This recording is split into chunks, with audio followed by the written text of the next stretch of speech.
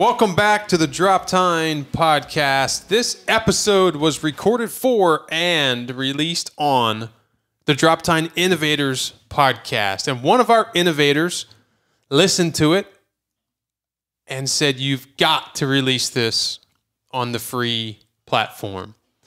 So here I am, and I know many more of the listeners would agree. It was a great episode, and while those innovators, man, I super appreciate them. They pay a monthly or annual subscription for a premium ad-free deep dive, great content. They insisted that this be aired on the free Drop-Tine podcast. So here we are. So real quick, what is the Innovators platform? So again, as I've already mentioned, it's ad-free, premium content. We take deep dives into the hot topics, deer and wildlife stories. There's really nothing's off limits. I mean, it's uncensored, investigative deer and wildlife journalism. It's completely politically incorrect. And I just relentlessly spotlight junk science and regulatory capture. So we just have a good time with it. And you know what? This episode was really fun for me to record, so I couldn't argue with our innovator when he said this has got to be a free one. So let me talk a little bit more about how to sign up if you are interested. You can go to glow, GLOW.FM, F as in Frank, M as in mother, /Drop-Tine, and there is a hyphen, drop-tine. So that's glow, GLOW.FM /drop-tine. And you can select monthly or you can toggle to yearly, and $150 a year and be done with it, or $15 a month. I think it's an investment that you're going to definitely get your return back quickly. We've got 20 episodes over there already, and this one was one of them. So you may be asking, what does an economist and the truth about the current state of our economy have to do with wildlife biology, ecology, and management? And I would argue everything. I want my innovators to be at the top of their game on all important topics that affect our ability to manage and retain our legacy properties for generations to come. As a small business owner who pays attention to economics and the underlying causes between the increasing cost of goods sold, I get frustrated with economic conditions that force me to raise prices at the Drop-Tine Seed Company. I am not in the commodity segment of seed sales because I do not buy seed from growers merely based on price. While many of my, I guess you could call them competitors, will leave a grower hanging with several thousand acres of seed production over a couple of cents per pound, I've refused to do that. Instead, I look into the how. How is the grower producing a seed crop? Is he or she focusing on soil health and demanding high-quality seed by testing the product's nutrient density, or are they simply cranking out maximum yield with fertility and seedbed management strategies that kill biology and destroy a massive amount of wildlife habitat along the way? We've all watched as many businesses get hit with higher expenses in the last few years. The political approach and fiscal policies of the Biden administration, and quite frankly, many administrations that preceded them, have had massively negative impacts on all of us at the pump, at the grocery store, and throughout the supply chain. I'm not getting political. It's a fact. By all economic metrics, America and Americans are hurting right now. The only people who are winning are those who are not productive in society, but instead they've learned how to play the system through the taxpayer-funded governmental handouts. I've always been intrigued by Peter's passion for economics and his ability to see through the nonsense for what is really going on in the economy. They say your ability to understand what will go on in the future is a function of how far back you can look into history. In that case, we all better be listening to everything Peter says when it comes to owning gold and silver as a financial wealth preservation vehicle. Americans need to wake up. And I'm fully aware that I'm singing to the choir here as all of you fully understand what's going on in the economy right now. However, I wanted to take a minute and allow an economist with a deep family history in calling a spade when it comes to the tricks that the U.S. government employs to steal our wealth and maintain financial control over our lives. I hope you enjoy the Peter Schiff Show. All right, some call him Dr. Doom.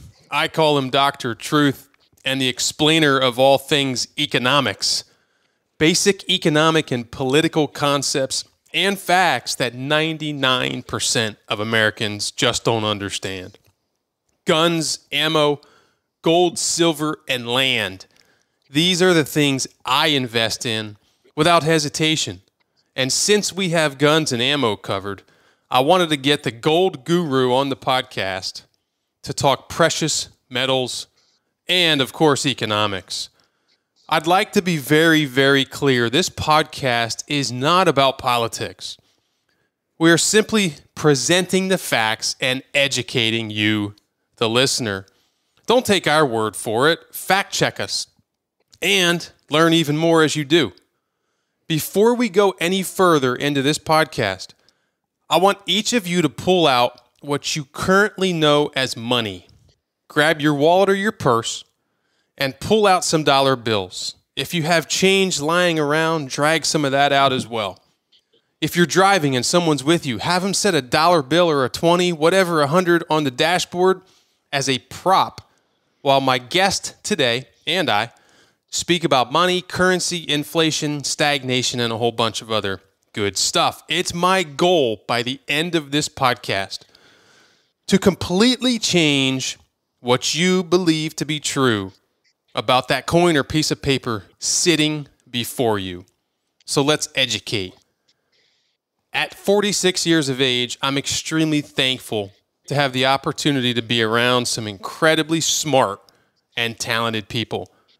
You've heard some of them on this podcast, but while many of my former professors and colleagues know a great deal about deer, turkeys, quail, waterfowl, etc., biology, ecology, management, I find that very few of them have a high financial IQ. In fact, I find that the president of my bank has a very low financial IQ.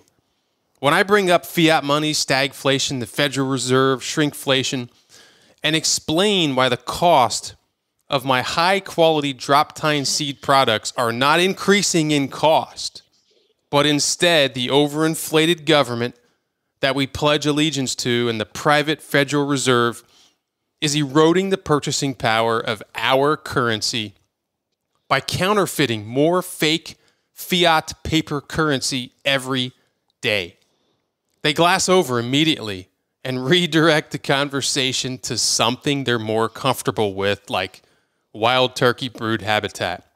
Why is this? I want our innovator members and their families to be exposed to everything when it comes to managing their legacy real estate, an asset class that is hard to beat. What better asset is there than several hundred acres or several thousand acres? Heck, even 30 acres is hard for some city people to comprehend these days.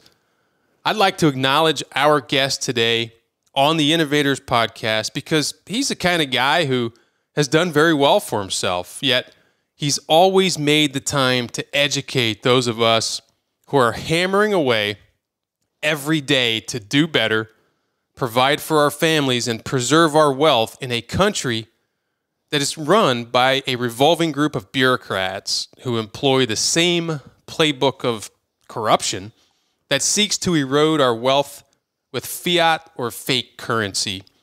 Things like fractional reserve banking and American capitalism that is honestly quite sick and on life support today. The economic and political ignorance in America is going to sneak up on us one day, and I'm afraid it's going to be too late. Why don't they teach this content in school? That's a question that Robert Kiyosaki has been answering for years.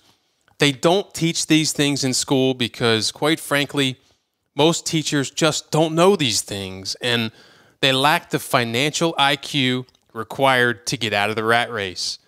They're too laser focused on getting good grades and going to an overpriced college so that liberal lackey professors can indoctrinate them and send them home to play the system.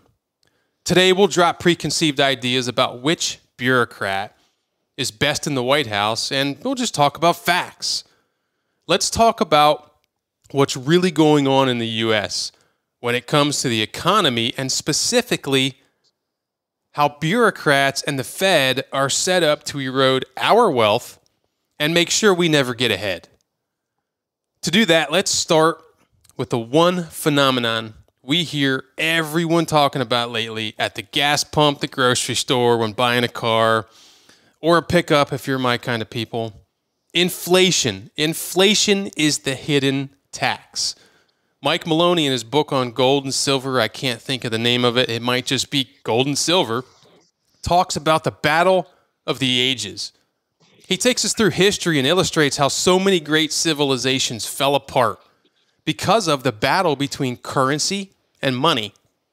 Don't take my word for it. Read about how the people of Athens once flourished under their monetary system until a 22-year-long war resulted in the Athenians debasing their money by taking 1,000 gold coins, mixing 50% copper, and then suddenly spending it as if it were 2,000 coins. If you and I did this, we'd be locked up.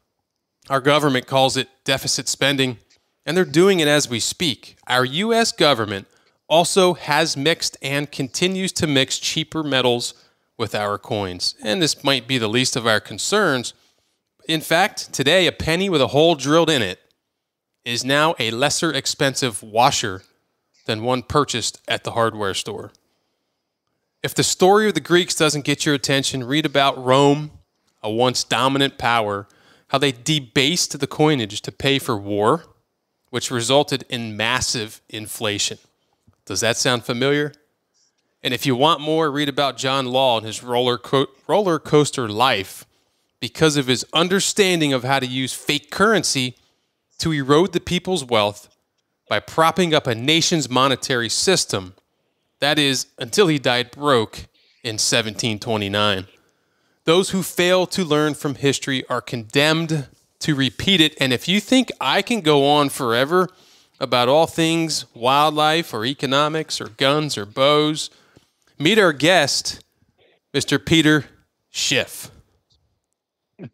Jason, hi. That was a long intro. Sorry, nice buddy. To be here with you. I wanted to set it up for you so you had something to attack and go after. But, you know, I welcome, first of all, to the Drop-Tine Innovators podcast. Well, thanks for welcoming me and glad for the opportunity to talk to your audience. There you go. Well, you know, I want to leave this open basically to a state of the economy, all things aside. I'm a huge fan of you, and I want to, for those of my listeners who have never heard of you, I want to introduce them to you. I'm sure many already listen to you and follow you.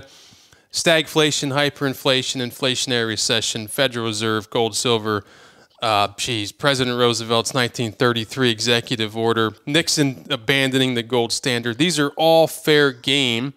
And I know for a fact, because you're the gold guy, that you're going to have a lot to say about gold. But first, let me just say this real quick to the listeners. Your podcast, The Peter Schiff Show, I'm caught up, by the way. So hurry up, because I have a flight Friday. Your podcast is my flight podcast. When I'm on a flight, I listen. So I hope you record something between now and Friday. But for those who we'll see. I got a busy week. Thursday night, I actually have plans, but we'll see. I was going to do on that. Come on. So it might not be till Friday, or I don't know. But I want to start it off with this before you kind of get hammering.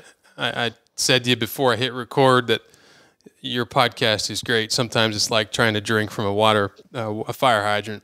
But just to kind of put all this, you called one of your podcasts here recently an inflationary bloodbath, I think it was, or something like that.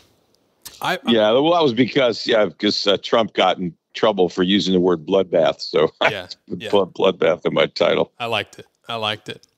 I guess just in a nutshell, to kind of get us started, one of my favorite things to do when I'm at the grocery store or at the gas pump is look at people and just observe if they're scuffing, if they're sighing, if they're in pain. And they're in pain. And I don't enjoy that aspect of it. But I was recently putting diesel in my F-250, and I think I hit $135.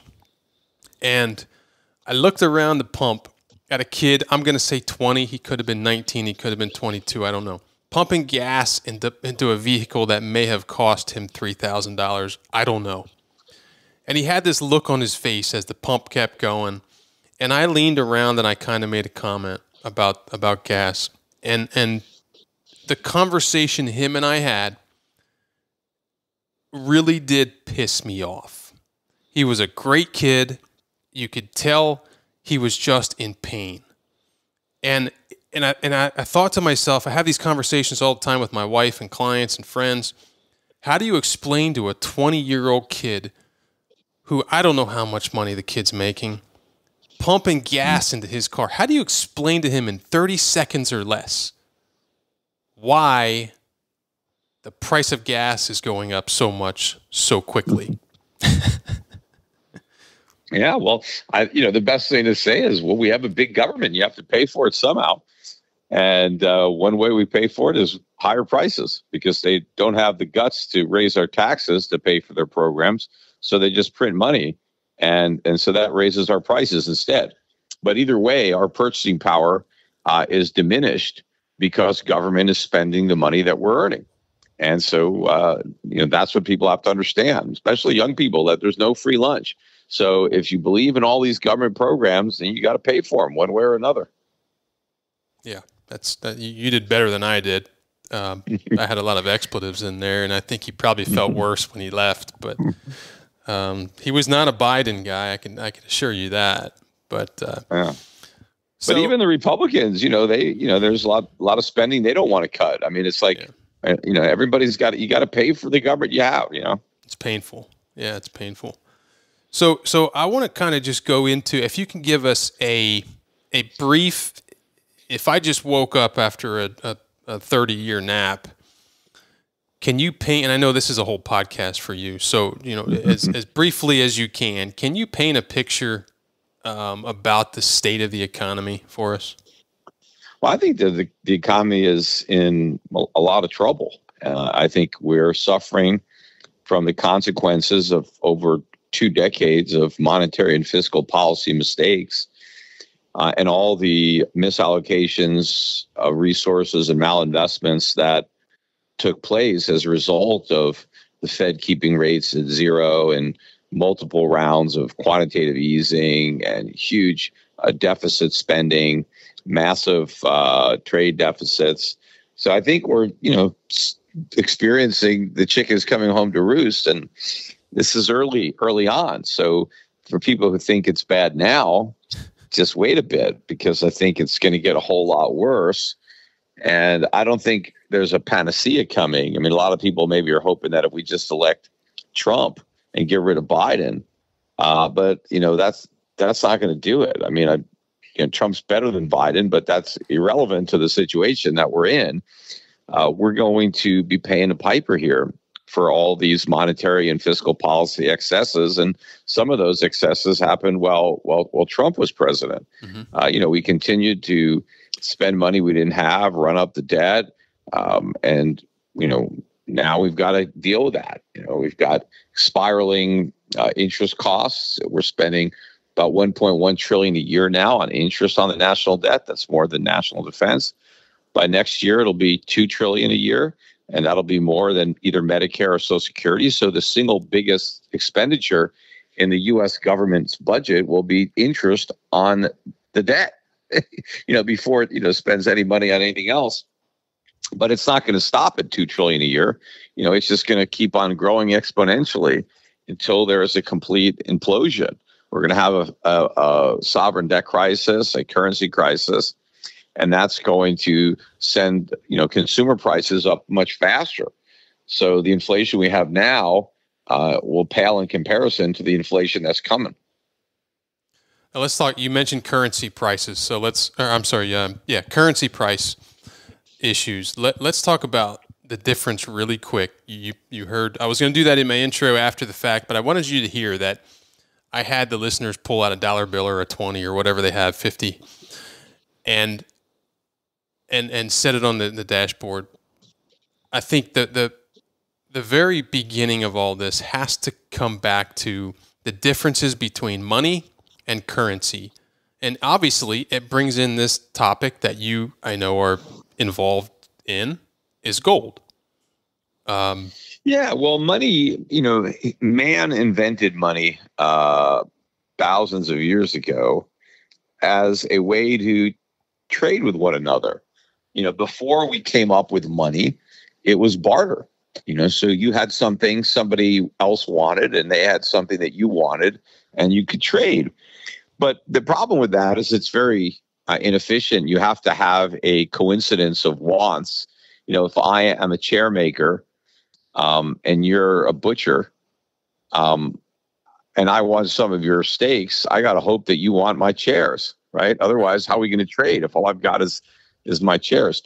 But, humans came up with a concept of money, and what money was the most liquid commodity that everybody would accept in exchange for whatever else they were selling. So if you think about money as gold, and if the butcher is willing to take gold for his steaks, and I'm willing to take gold for my chairs, then that's fine. We can always trade with one another as long as we have gold.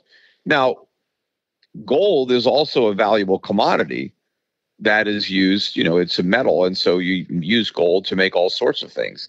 And so, but gold is very easy to transport and exchange. It's divisible, fungible, portable.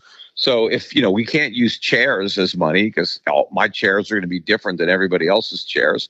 We can't use the butcher's steaks as money because they're going to go bad, right? They're going to rot. There's a shelf life. So gold was the perfect commodity to use for trade, and that's money. Now, what currency is paper that's backed by money. So instead of me transacting in my physical gold coins or bars, I could take those gold coins or bars and leave them with a bank or another custodian who can issue a note that is basically a bare receipt for that gold. And now that note, which is an IOU for gold, can circulate instead of the money. And that's currency, right? So currency is kind of a money substitute. Now, legitimate currency, real currency, is backed by actual money. Now, what we have now is a perversion of currency, which we call fiat currency, which is currency backed by nothing. So, what gives real currency its value is the money that backs it up. Mm-hmm. So if I have paper money, the paper doesn't have any value, but if that paper entitles me to get gold, right, the gold is the value that gives value to the currency. But if you just have a fiat currency, which is backed by absolutely nothing, well, then you have nothing. But, fiat currency can have market value despite its lack of intrinsic value because of a legal tender status, because governments mandate that taxes be paid in that currency, and then people just start using it. But the main thing that really gives it value is confidence. The public just believes that they'll be able to use the fiat currency to buy the goods and services that they need, that people will always accept it, and so that it will always have value. And as long as people believe that, it could work. But eventually, people stop believing, and then it collapses. And that happens quickly when it happens Yeah, abruptly. first slowly, and then Yes. slowly at first, and then and quickly. But gold doesn't depend on confidence. Gold's value is the value of the metal. It has tangible physical properties that are desirable to mankind because of the things that gold enables us to do. So all those properties give it value. But paper currency has no value whatsoever. You could use it as paper, but it's not the best paper. I mean, there's already ink on it. I mean, maybe you can make notes in it. I mean, maybe you could start a fire with it, or if it was a little softer, maybe you could use it as toilet paper. But it's like it doesn't have any real value. But I'd rather not use a dollar bill as toilet paper. I got better alternatives. But if that's all I had, sure. If you're stuck in the woods and that's all you got, I mean, you could use it. So I'm looking at a long-term historic gold chart, and essentially, as U.S. dollar index is a dollar. Looks like the kind of mountain I would want to walk down after a long hunt. It all goes downhill. The gold curve sitting right below it looks like the kind of mountain I would have to climb to kill a sheep, and I wouldn't mind climbing it for sure to get to to have a sheep at the end of it, or an elk or whatever. So I wish I could show this, but essentially, as the U.S. dollar is going sharply down, the gold is going sharply up. Why is that? Well, it's kind of an inverse relationship, but what gold is showing you is the value of the dollar. How many dollars do I need to buy that ounce of gold? And so as the government creates inflation, as they print more dollars and spend them into circulation to pay for people's Social Security benefits or to pay the soldiers, from the defense budget, right? As the government spends this money into circulation, it bids up prices. And one of the prices is gold. So what's really happening when you see the price of gold, and when we first established the Federal Reserve in 1913 or 1916, 1913, yep, 1913. When the Federal Reserve was established, the price of gold was $20, mm-hmm. and so it was $20 an ounce. Now it's $2,300 an ounce. So you need 100 times as many dollars today as when the Fed was created. So that's better than a 99% loss on the dollar in the purchasing power, right? Because you need $100 to buy what $1 used to buy, and that's not just the case with gold. That's the case with a lot of other things, right? That are 100 times, but it wasn't always like that, because in 1790, when we established the Constitution and created the dollar, and we defined the dollar, at $20 was an ounce of gold. In 1913, it was still 20. So you're talking about, 120 years or so where the dollar's value didn't go down at all. Mm-hmm. You only need $20 to buy an ounce of gold in 1790. And you can still buy an ounce of gold for $20 in 1913. So it's like before. So what I'm hearing is you're saying the dollar preserved its value literally from the birth of the Republic until the creation of the Federal Reserve. Is that where you're going with that? Yes, and the dollar was actually defined. It was defined as a weight of gold. So while we had real money, the money maintained its value. And prices actually went down, other prices. So if you look at the CPI in 1900, it's half of what it was in 1800. CPI is the Consumer Price Index. Right. So money was actually gaining value, right? Gold could buy more. And so what's happened since the beginning of the Federal Reserve, and of course, the dollar's value went down a lot slower at first, and Roosevelt devalued in 1934 to $35. So went from $20, you need $20 to needing $35. Yeah. And then the price of gold stayed at $35 an ounce, although it was artificially suppressed until 1971 when we went off the gold standard. And it briefly, went up to $42, and then they just went off the gold standard. But, then it's really been rising. And in fact, in the year 2000, gold was still, about 300. And so here in the last, couple of decades, it's gone up, from 300 and change to 2000. So now you're really starting to see a more rapid erosion of the dollar's value. And I think that's going to continue over the course of the next 5 or 10 years, because I think the price of gold could go up to $10,000, $20,000 an ounce.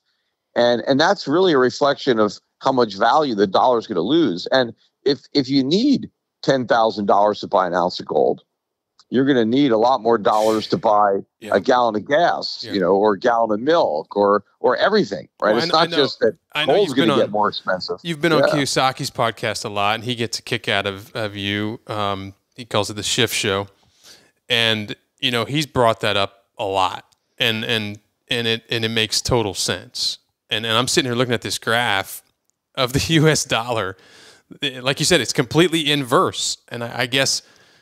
How does somebody asked me this once during a conversation, again, very elementary stuff. Okay, so will that US dollar ever come back up? And I said, no. How can it do that? If it was a finite money like gold, you can't just go, you could go mine it, but as I hear, mining is a fairly expensive thing to do, right? So it's not like just moving money around and printing money. I had a financial advisor. I know you get a kick out of them on CNBC, et cetera. And I want to talk in a little bit about how financial advisors seem to hate gold. And I'm not saying all of them, but all the ones I've spoken to hate it. So you have this finite thing, gold. You can't just hit print or move it around on a ledger. It's got to be there in physical form.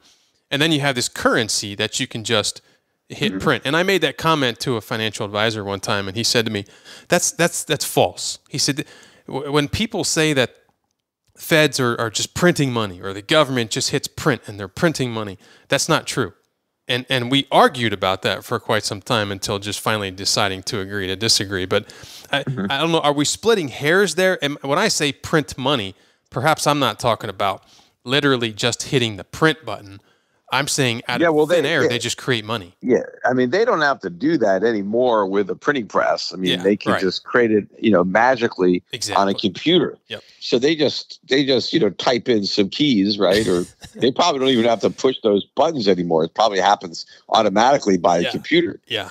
But the thing is, the money is being conjured into existence without any effort. I mean, when we were on a gold standard, the only way you could create new money was to mine more gold. Yes. And so that would require a lot of effort. A lot of resources would have to be expended to get the gold. Or, the government would have to acquire the gold that was already mined. It would have to buy it, and then it would coin it and make it into official, money. But that would cost the government something. Either they have to, trade and buy the gold, or they have to pay to mine the gold.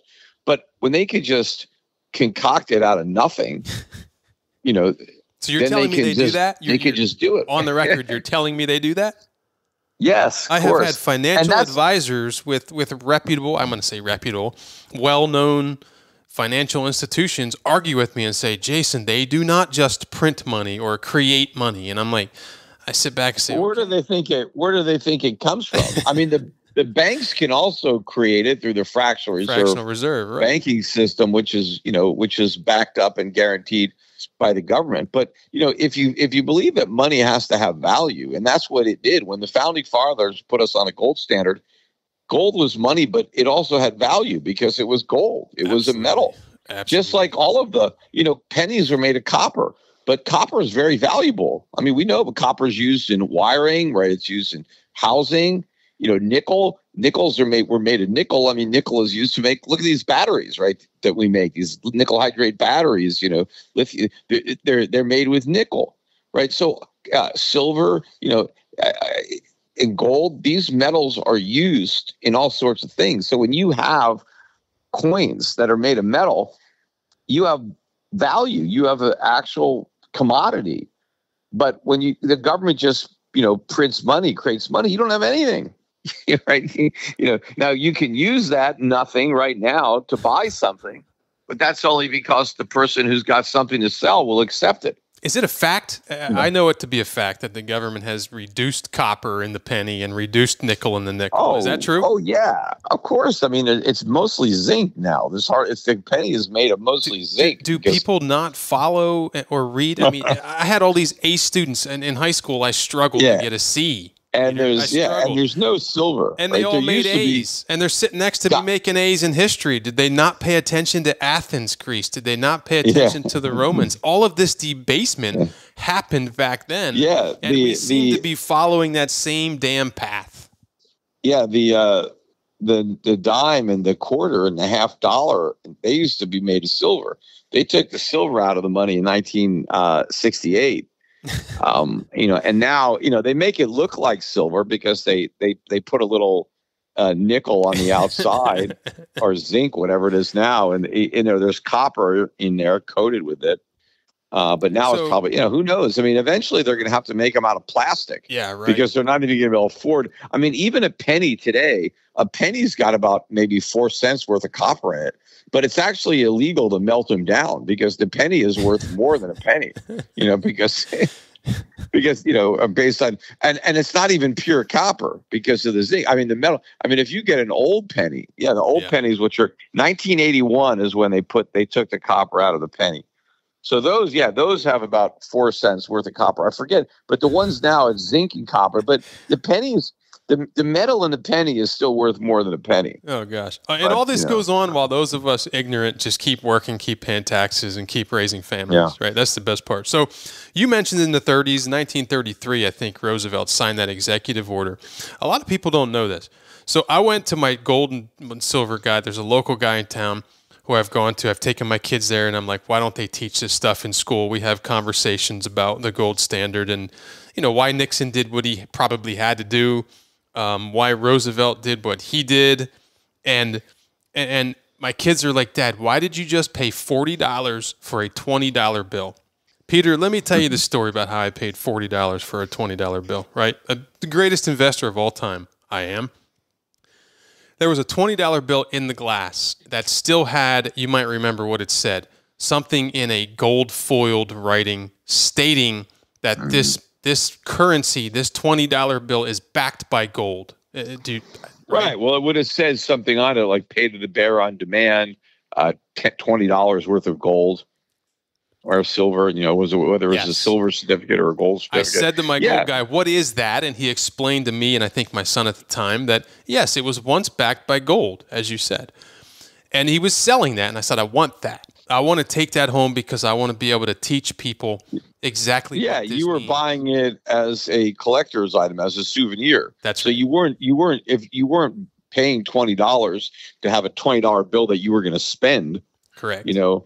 In fact, I had a little bit of a collection of some of those notes, and I think that somebody stole them a long time ago. My house got robbed, and I'm sure that whoever stole them just spent them. Yeah, I had an old 50. It's like probably just spent it for the face value. But you can't take it to the Fed anymore or the Treasury and convert it. They won't give you the gold or silver anymore. But they are a collector's item, especially if it's in nice shape, like it's not all bent up. It is like it was carried around in people's wallets. So I'm it's proud of it. In nice condition. So you can put it in plastic and you can keep it as like a souvenir of days gone by. I want to show my grandkids nobody one day. had to. I want to teach my grandkids that lesson. Nixon and Roosevelt didn't do what they had to do. I mean, they did what they wanted to do. They did what was politically expedient to do, right? Because they could have done the right thing. But they didn't want to do that. See, politicians never want to do the right thing because when there's a problem, doing the right thing involves a sacrifice, involves some pain. Yes. And the politicians don't want to tell the voters that they got to suck it up and deal with this pain. They want to tell the voters, hey, I can make your pain go away. Vote for me and everything's going to be great. Right? You don't have to sacrifice at all. Right? It's like, you don't have to diet and exercise to lose weight. I got a magic elixir for you. Just drink this potion. It'll do it, right? And I think, a lot of people what politicians are about. Like when you look at our current state, they don't want to hear the history. And I get it. I was a student. I didn't either. But now it affects me grossly. So when we talk about August 28, 1933, when President Roosevelt signed that order, he outlawed our constitutional right as U.S. citizens. Correct me if I'm wrong, because this has been argued, by financial advisors who, as you could imagine, really don't enjoy talking to me. It was a constitutional right for U.S. citizens to own gold, and that was so that the government. I mean, it doesn't say in there. It did at one time. No, it doesn't say anything about gold other than that no state shall make anything but gold and silver coin legal tender. That's how I read it. But gold is property. My property is protected by the Constitution, and the government can't seize your property, and gold is property. And so the government can't tell you got to turn in your gold. That is unconstitutional because it's a deprivation of property. Now, of course, they argued, well, we paid you for your gold, right? We gave you the dollar, but Roosevelt gave everybody $20 for their gold. And then as soon as he got it, he devalued the dollar and said, now you need $35 to buy back what you just gave us, right? So the whole thing was a fraud. But, whenever there is some kind of economic emergency like the Great Depression or whatever it's going to be, the government always seems to get away with more draconian usurpations of power, and they don't get challenged by the courts, and then they become precedent. And then they say, well, we can do this because, look, it was done before, right? That's always the validation is that, well, the government did it before, so we can do it again. Right. Right. And that's what not to shift. Never want to let the government do anything. Right. A big government is not a good thing. And that's why with guns. So most of those listening, well, all of those listening are big gun, proponents of guns. We all have guns and bows and et cetera. And when I hear people say, they'll never come take my guns, and they get the whole stand, don't tread on me, and they put all their signs up, and I laugh because in 1933 the government said, hey, we are confiscating your gold. That's right. We're reaching into your pockets and we are confiscating your gold. And then I think about COVID, how people said, I always laugh at a Texas football game I was at, and there was a Texan with a big Duck Commander beard, and he had a mask on his face. I didn't. He had a mask on his face, and it said, come and take it. I elbowed my wife. I said, look at that guy. He's probably 280 pounds, big, strong guy, big beard, wearing a mask. Yeah, right. Constitutional right. I don't have to wear a damn mask. And it said, come and take it. They took our gold. Now, nobody ever told you that only 22% of the gold in circulation was turned in at the time.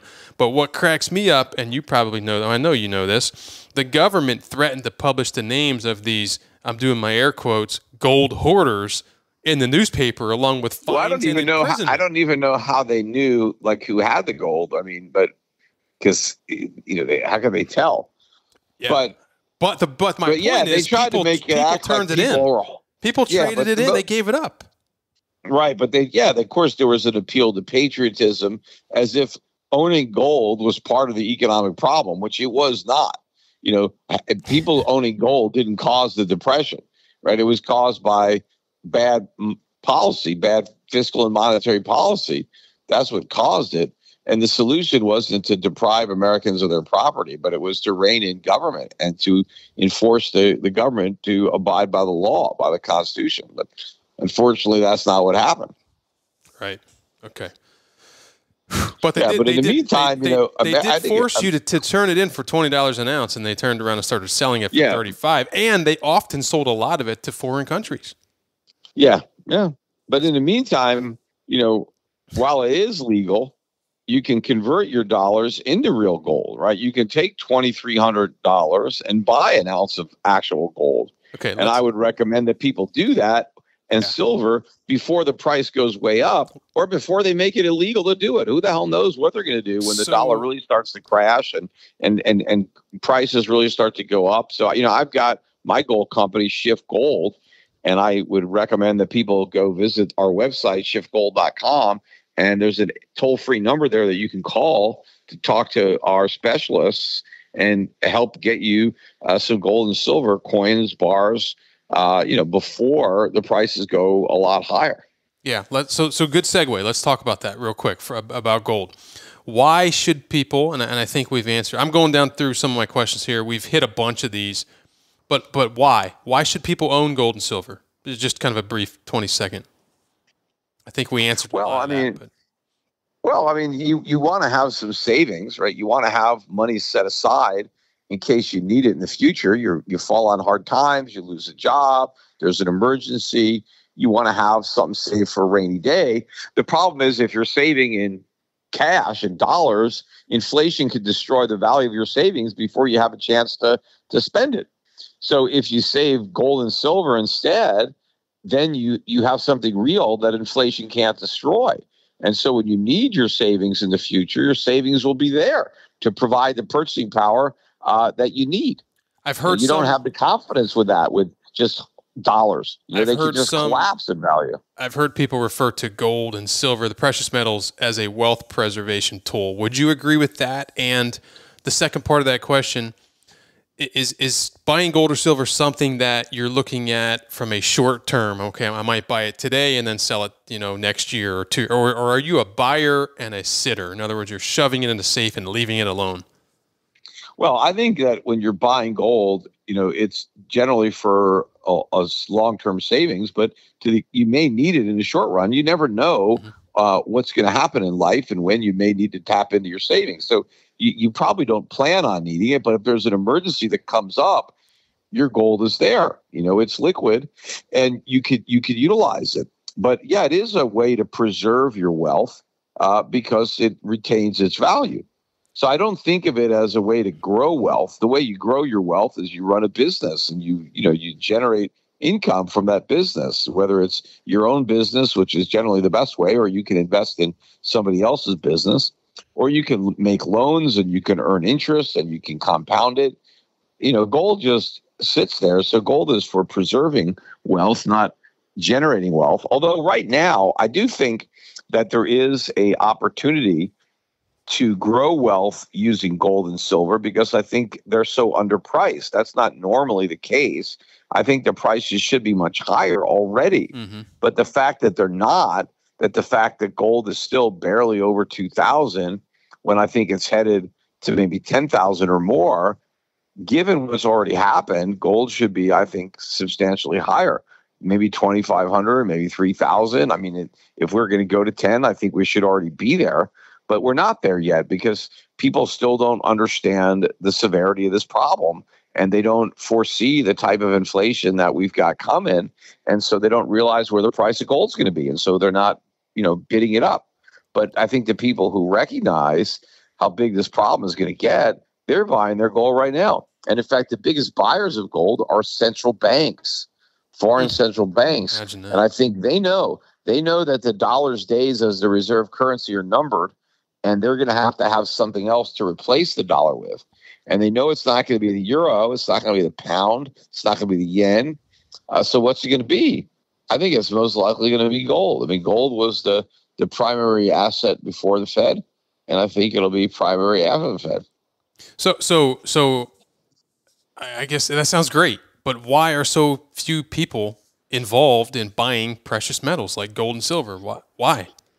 Well, they don't understand it. I mean, again, most financial professionals don't discuss gold and silver with their clients. I mean, I've been discussing it, for 20 years with my clients, even before I had Schiff Gold, when I was just a stockbroker and I was helping people with their stock portfolios.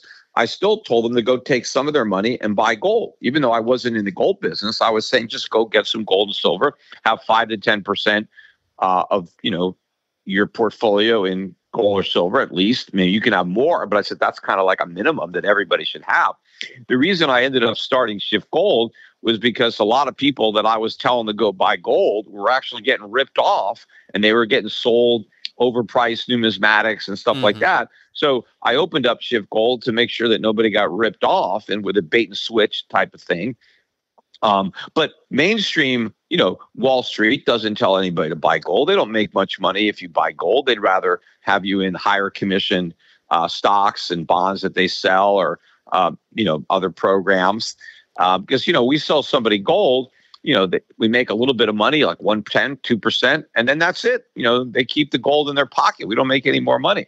But Wall Street, they want a continuous source of revenue, and they're not getting it. If they're telling you to buy gold, right? So they don't really have a vested interest. I don't think the mainstream media really talks about it. They don't talk about it in academia. I mean, kids in school aren't told by their professors, you got to get some gold. So Americans don't know, but that's not the case. You go to China, you go to India. I mean, they're buying up gold all the time over there. You're far more likely to run into an Indian or somebody in China if you're walking down the street randomly talking to people. They're far more likely to own gold than an American, right? That you just would bump into, in a mall. They're buying everything. I mean, I've seen these things where guys try to give away gold, and nobody wants it. Still, they don't even know what it is. They're like, no, I don't want. I'd rather have a chocolate bar. I don't want that bar of gold. I'll take a chocolate bar so I can eat it.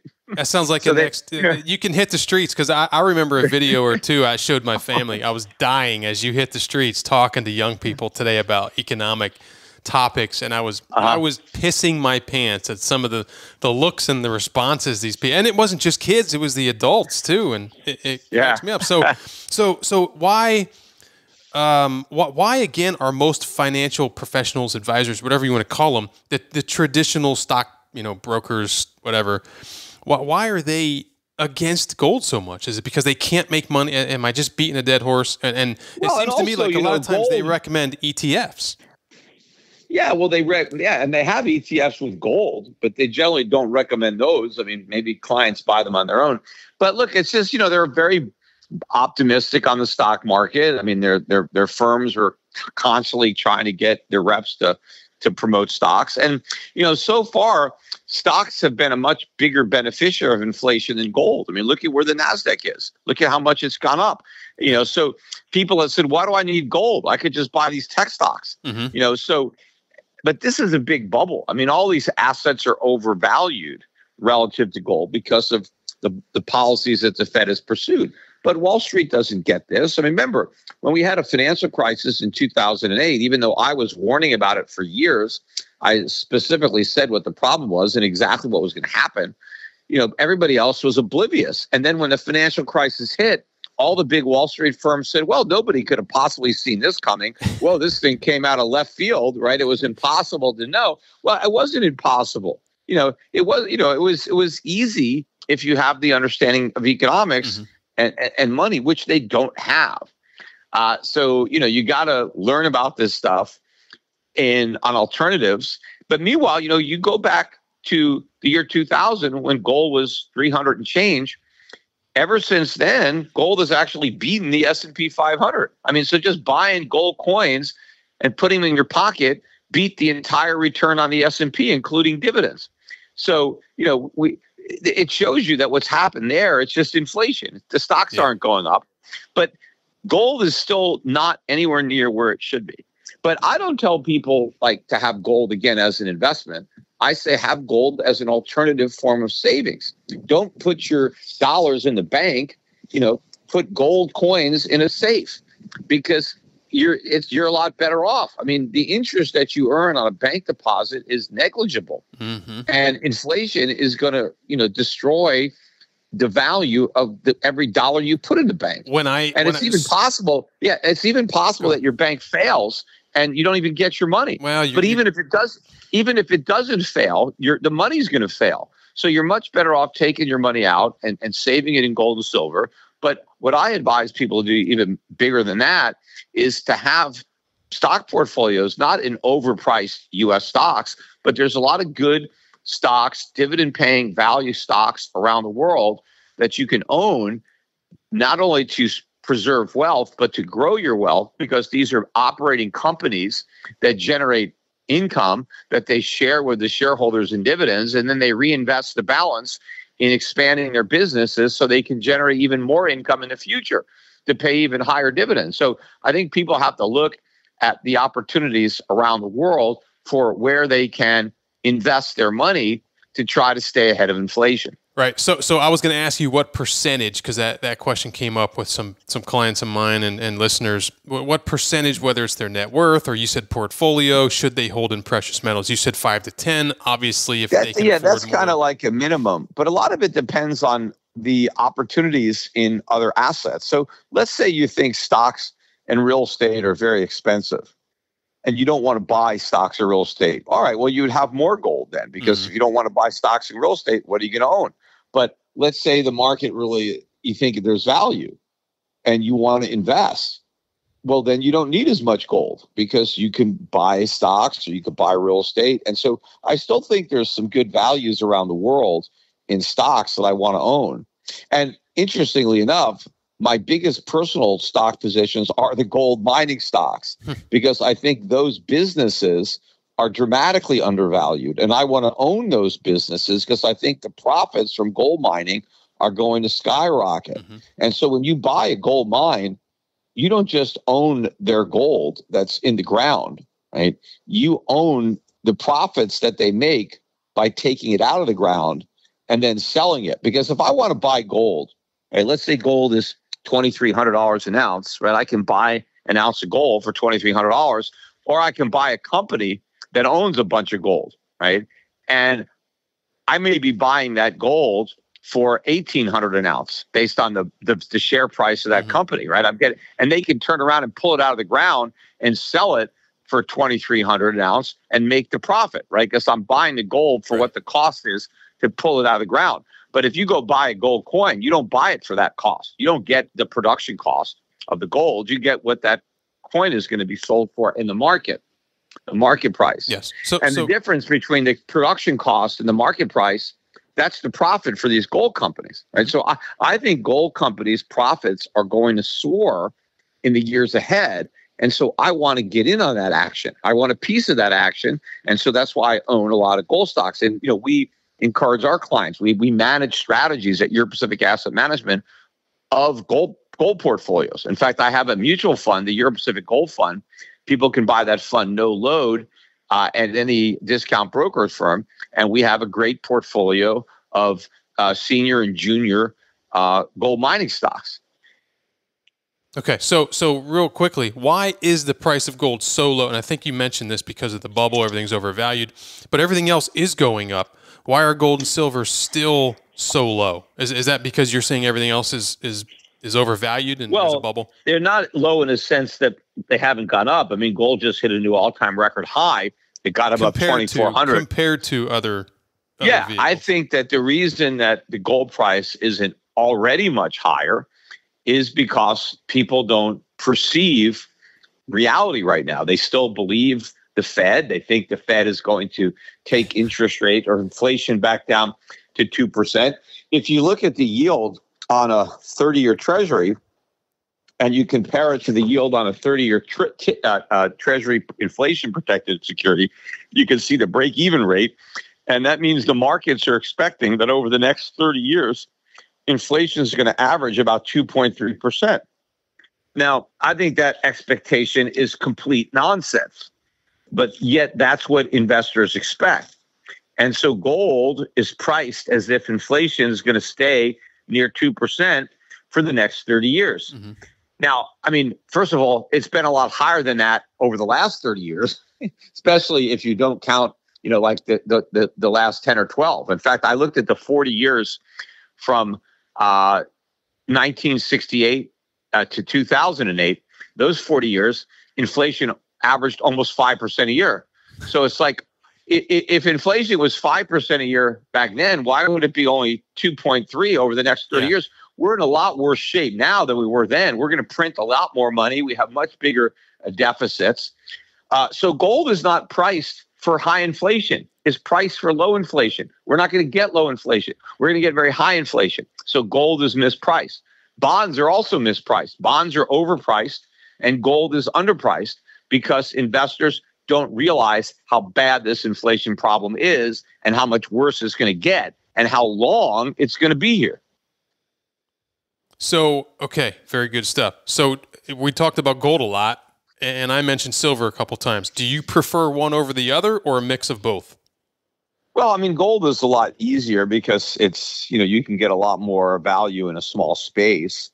But, from a, historic perspective, silver is cheap in relation to gold. So silver is even more undervalued than gold. Well, if you think that there's going to be some type of reversion to the mean. And I would believe that is going to happen. I mean, maybe silver is going to be less valuable than gold than it has been, but not to the degree that it is now. I mean, silver is not even $30 an ounce right now. It's around $28. It was at $50 in 2011, and it was at $50 in 1980. So silver is still, below its 1980 peak. Gold peaked in 1980 at around 800, and it's about 3 times that price now. But silver is about half of what it was. There have been times where I've gone to buy a relatively local guy buy gold, and for my kids for Christmas, for example, and he'll say, "Don't buy gold right now. Silver is a much better buy for that reason." But I agree with you. Gold is a hell of a lot easier to store. Yeah, I mean, you can get a lot. I mean, silver. I mean, if you want to buy even like $20,000 worth of silver, it's very heavy. I mean, you're going to get. I mean, if you buy like $20,000 of silver from Schiff Gold, you're going to get 2 boxes for your coins that are bigger than a shoebox. I mean, pretty sizable, maybe double a shoebox, and they're heavy. You're talking, what is it, 20, 30 pounds or whatever it is. They're heavy, and they're bulky. Yeah. But you can take $20,000 worth of gold and put it in your pocket. You'd barely know you had it. Right.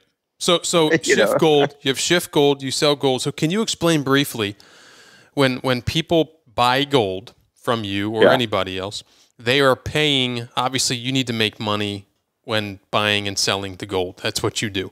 So can you explain to them so they we don't do a lot of buying and selling, although we do buy back the products or even other. So if you have gold or silver that you want to sell, we'll buy it from you. Mm-hmm. But most of what we're doing is people are buying from us, although it's not our gold, right? We act as a wholesaler. Yeah. So we go out and as a retailer, we buy it from a wholesaler who doesn't want to work with, doesn't want to deal with, individual investors who are buying $5, $10, even $100,000 worth of gold, right? They work with us, right? Because we buy hundreds of millions of dollars worth of gold from them. And that has to be essentially you're a broker, right? Yeah, we're so we buy it and then buy low, sell high, like Fred Flintstone said. Well, yeah, we just mark it up a little bit above what our cost is. So if we buy it, we charge a little bit more to our customer, just like any retailer. Sure. I mean, you go to a store and you buy something, they bought the stuff wholesale before they put it on the shelf, and so they have to charge more than they paid because otherwise they couldn't stay in business. Right. Now different gold and silver or precious metal brokers charge differently, right? There's no standard, correct? No, there's no. And that's why some people, you can get really ripped off. I mean, you can go to a gold dealer and let's say you're going to buy, $5,000 worth of gold. You might go and buy it at Schiff Gold and pay $200 commission. You can go someplace else and pay $2,000 commission for the exact same gold. Mm-hmm. You just, you might not know it because you might ask for, let me buy $5,000 worth of gold. And they said they give you $3,000 worth of gold that they charge you $2,000 commission to buy. Right. Just like any industry. That's why you got to be careful. Yeah. I mean, there's no law. I mean, you can charge just like, you can go to a grocery store. They can charge whatever they want for the groceries. If you're dumb enough to pay a really high price, that's for you. I mean, you can go shop around and find a grocery store that's got better prices and go there. Right. But there's no law that says what they got to charge. Absolutely. What do you say to the person who says, okay, if the price of gold is at an all-time high, now I heard you say that you expected or you're calling for it to go to $10,000 to $20,000 an ounce. Mm-hmm. And people have been doing that for a while. Maybe not 10. I remember when somebody said 5,000 an ounce. That was me. I was saying 5,000. Yeah. I was saying 5,000 like 10, 12 years ago. Yep. You were that guy. Now it's going to have to be higher because, we've printed a lot of money since then. So in 2006, when my son was born, he's now a senior in high school. Just for the people listening, this is a good tangible example. Yeah. He's getting prepared right now to graduate. In 2006, my mother and father bought him a bunch of toys as grandparents do for Christmas. And then after the whole Christmas giving thing happened, my father handed me a golden coin. It was an ounce of gold. And I was younger at the time, and I knew what it was, but didn't really quite fully understand. And he said, here, this is for Grant. It's his last gift. He's not going to want to see a gold coin. Put it away, hide it, whatever. It's going to go up a lot in value. And I said, how much was it? And he said, I'm going to say $600. I don't remember exactly. It was $600. And I looked at him. I said, good Lord, that's a lot of money for a freaking coin. Something along those lines. He laughed and said, just put it away. That golden coin today is worth $2,300. Paid $600 then, worth $2,300 now. Correct? Yeah. Yeah. So just to give you like 600, I mean, I would take a lot of my cash right now, which is useless. Kiyosaki has always said it, and I'm sure you've said it too. Maybe he stole it from you, that savers are losers. And when I say this around my family group and expanded family, people look at me like, savers are losers? If you tell a teacher or whoever that savers are losers, my son's been working at a gun shop putting all of his money in a safe. And I told him cash is losing value. It depends on what you save. If you save paper dollars, you're losers. But you can save gold and silver, right? Because that's the type of savings that you need. And what Kiyosaki is always talking about is you want to be a debtor, not a saver, because your debt gets wiped out by inflation, right? The opposite. The people who are saving get punished by inflation, but the people taking on debt get rewarded by inflation. Right. But it's not the type of debt like the type of debt that a lot of Americans have: credit card debt, auto debt, student loans. That's not the type of debt he's talking about. He's talking about like when he borrows money to buy real estate. So he borrows money to buy something real that generates income. And then inflation wipes out the debt and he still owns the income generating property.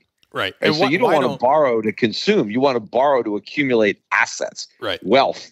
You don't want to borrow to buy a vacation, take a vacation, or to buy a depreciating consumer good, right? Because then the goods lose value, but you still have the debt. Even though inflation is reducing the value of the debt, the property that the goods that you bought, are losing even more value. And of course, you could borrow money. Today, Americans are borrowing money to buy food. They're borrowing money to buy gas. And so they eat the food, they use the gas, it's gone, right? And so the debt is still there. Even if it's diminished by inflation, it's still there, right? But what they purchase with the debt is gone.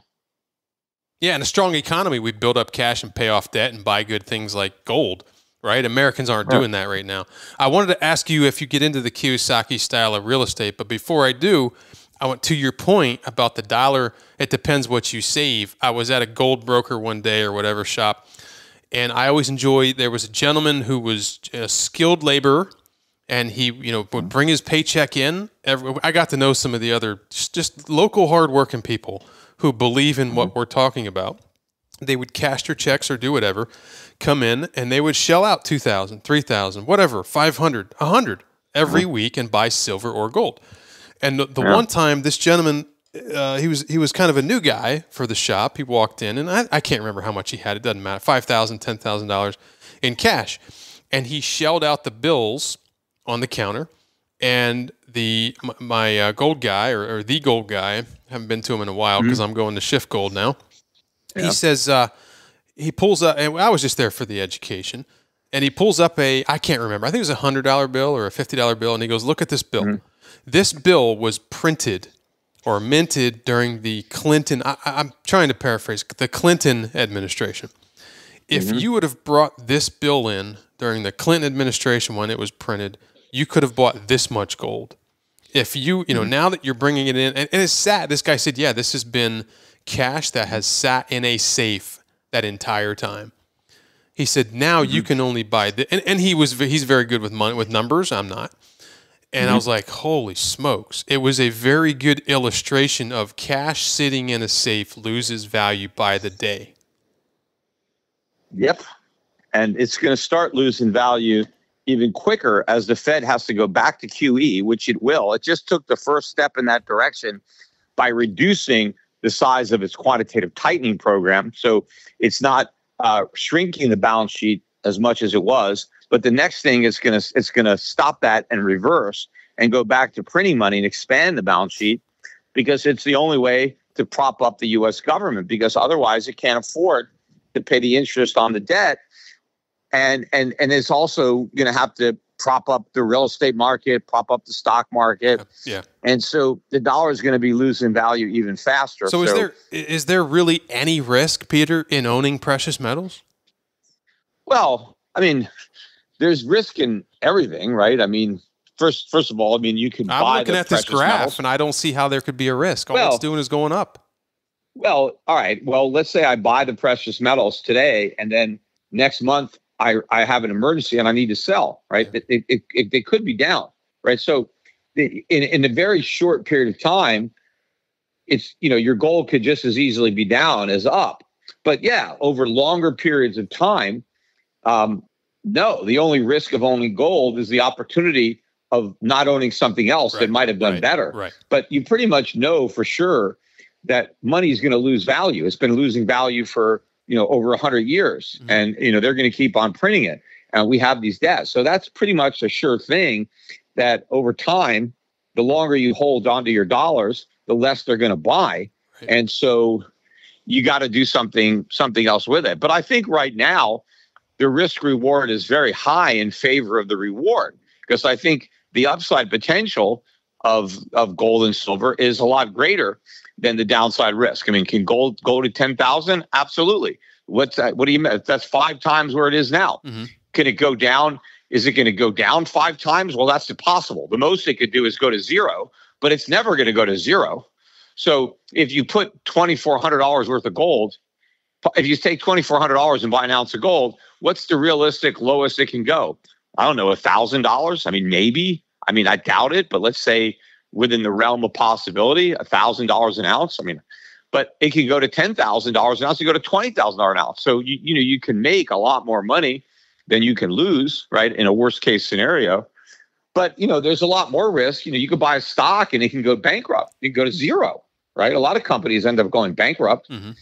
So gold's never going to be worthless. Is it? I've had others say to me, okay, if the government confiscated it once, and I'm buying it or hoarding it in quotes, as they say, can they confiscate it again? I don't trust anybody. I don't trust the government for sure. Well, remember, they made it illegal. They didn't send troops to people's houses, looking for their gold. So if the government were to do that again, some people would turn in their gold. A lot of people would not. I don't know how the government would find your gold. I mean, it's actually a lot easier to confiscate your stocks or your real estate. I mean, the real estate, they can see it. It's right there, right? They can take it. And, your stocks are in your brokerage account. Nobody even has stock certificates anymore. Everybody's stock is in a brokerage account. So the government knows exactly where those accounts are. And, if the government sends a letter to your stockbroker and says, hey, we're seizing this account, the stockbroker is going to say, okay, where should we send? They're going to cooperate with the government. Yeah, right. Exactly. So actually, if the government starts seizing assets again, the hardest asset to seize is going to be your gold, because they're not going to be able to find it. They're not going to know you have it. When someone goes to Schiff Gold and buy gold, we don't tell the government that we sold you gold. We don't file a form that says, hey, so-and-so just bought gold from us. We're not required to. We just sell you the gold and take your money, right? And then, what you do with the gold, the government, even if the government knew that you bought it, they don't know that you still have it. I got rid of it. Right. I gave it away. I lost it. It got stolen. Speaking of the government and their ability to short and suppress and affect and impact things, is the price of silver, gold, or whatever, do they manipulate it, short it? Big banks, the paper market. Well, there are people. Yeah, a lot of people think that the reason the price of gold isn't a lot higher is because it's being manipulated. And I don't know that they're smart enough to be able to manipulate it. They clearly want the price of gold to go down, because it's like the canary in the coal mine. So if you're trying to kill the miners, you want to keep the canary alive. That was a great podcast of yours, by the way. But I just think it's more ignorance than anything. I mentioned on my podcast the other day, Peloton shares were up at $170 a piece a couple of years ago, 2-3 years ago during the pandemic. Was that a conspiracy to get the price to 170? It's at $3 now. No, it was just a bunch of idiots buying it, or smart people with money who didn't care, and they just bought it because they thought they could sell it at a profit. So, things can happen. I think investors just don't understand what's going on with inflation, with the government, with the Fed. They don't understand what gold should be worth. And so when they see it going up, they just want to short it. They think, why is gold going up? There's no reason. They just don't get it. But I think it's more of ignorance than a grand conspiracy. Yeah. Well, but I think people will wake up. Go ahead. Yeah, I think people will wake up, and then the price is going to correct. But anyway, I gotta rush here because I gotta eat, and then I got another interview coming up. No, that's good. That's good stuff. We hit most of what I hit. Okay, let's finish with this: 2 or 3 good action steps for the typical American who's just hammering away every day working. 2 or 3 good action steps, and then obviously just throw out Schiff Gold and wherever else we can find you. Yeah, well, I mean, one thing you can do is stock up on things, buy, items that you need, that you're going to need in the future, that won't, perish, that will keep, and just, as long as you have space in your garage or your closets, load up on toiletries or cleansers or food items or, different things like that you're going to buy because they're just going to get more expensive. Then, get yourself some gold and silver from Schiff Gold. And if you have a bigger portfolio, contact my reps at Europe Pacific Asset Management about setting up a managed account so I can manage your portfolio for you. Or if you want to do it yourself, you can use my mutual funds. You can invest in my mutual funds, no load, at any of the discount brokerage firms. All the major firms and some of the smaller ones can do that. And then follow me on social media. Listen to my podcast. Follow me on X. I've got over 1 million followers now on what used to be Twitter. So I'm constantly, putting content on there. But you can subscribe to my YouTube channel. You can follow me on Instagram and Facebook and all that stuff. Very good. We appreciate you, Peter, and get back out on the street and interview more people. I love that. All right, Jason. Keep up the good work. All right. Thank you, sir. Have a good one. Bye-bye. Okay, I hope everybody enjoyed that podcast. I enjoy bringing things that I like, podcasts I enjoy, content that adds value to my life, to the Innovators group. I appreciate everyone, and I've had a lot of conversations with many of you about businesses, about the economy, about politics. So I know many of you enjoyed this, and I know a lot of you are purchasers of the precious metals, gold and silver, and obviously other vehicles, other assets. So I hope this brought value to your life. Peter's schedule's been crazy. I stole a little bit more time than I should have because I felt the content was incredibly valuable. It was also something that I enjoy. Being a bit selfish, I enjoyed that podcast a lot with Peter. But the Federal Reserve. I want to talk a little bit about the Federal Reserve. If you geeked out on this stuff like I do, and you want to learn a little bit more about the Federal Reserve, which is separate from the U.S. government. In fact, it's a private banking institution, essentially. The book one of my favorite books of all time. This is a book that I've asked presidents of banks, financial advisors, stockbrokers, etc., if they've ever read this book, and they don't. They didn't. They never had. They never will. Quite frankly, the content offends them because it goes against everything that they have been told and taught. I'm sure there's a few out there who enjoy it, but for the most part, it's called The Creature from Jekyll Island by G. Edward Griffin. And it's essentially just a look at the Federal Reserve. But the best part, and it's about this duck hunt, in quotes, a duck hunt, that a group of very wealthy and influential men went on an island off the coast of Georgia, known as Jekyll Island. Anybody who's from the Southeast is aware of Jekyll Island, and if you travel through a lot that way like I do, you see the signs for Jekyll Island. And I think about this book, The Creature from Jekyll Island, and how the Federal Reserve was in fact the beginning of the end for the U.S. economy. And if you don't believe this, again, go back in history and read, learn. But as Michael Maloney in his book, Investing in Gold and Silver, or the guide, I forget what it is, to Investing in Gold and Silver, I think it was either a subheading or a title, he said, "Dread the Fed, the golden rule is dead." And again, the Federal Reserve pulls the strings of the country's fiscal policy, and they're in total control of our nation's monetary system, whether you like it or not. And because of them, the U.S. dollar became currency.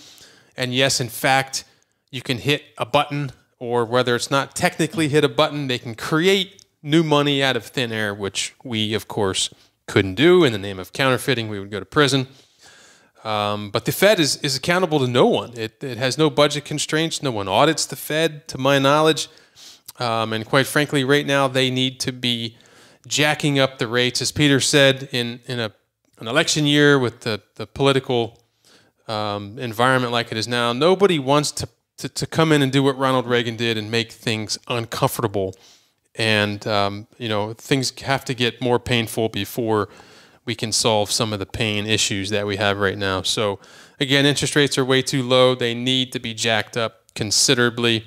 So grab a copy of this book, The Creature from Jekyll Island. It is thick. There are not a lot of pictures. There's a few good ones. But if you geeked out on this and you enjoyed this, that book, those of the people who I know who I really respect and who are educated and have a high financial IQ have read that book, The Creature from Jekyll Island, and they appreciate it, and we talk about it often. So anyway, thank you, innovators, and until next time.